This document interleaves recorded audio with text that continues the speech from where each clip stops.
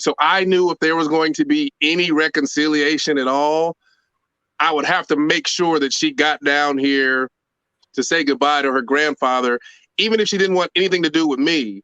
And so what I did was I actually reached out to her and I apologized. I said, listen, I'm sorry for the rift that I call that that we have. Can you forgive me? And at first she was honest. She was like, it might take some time, but all I wanted was an opportunity. Right. If she's like, it'll take some time, man, listen, it was 8 years. What's another whatever, right? And so she came down and she actually stayed at my parents' place.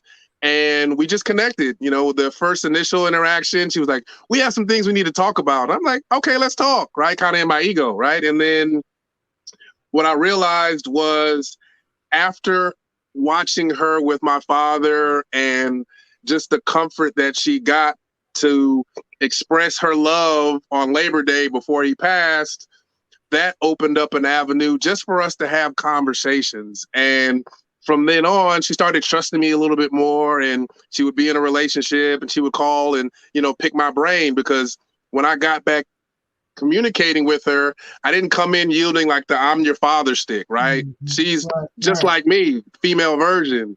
And so I knew I had to just come and just be there to support her. If she asked for any advice, share.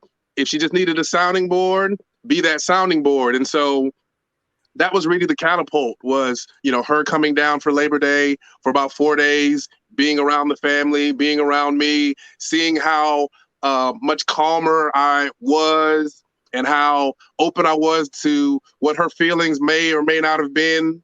And whatever she needed to share, I was open to it. I could handle it, right? And so that was really the precipice that was a springboard for us being where we are right now. Because after that, I went to go visit her.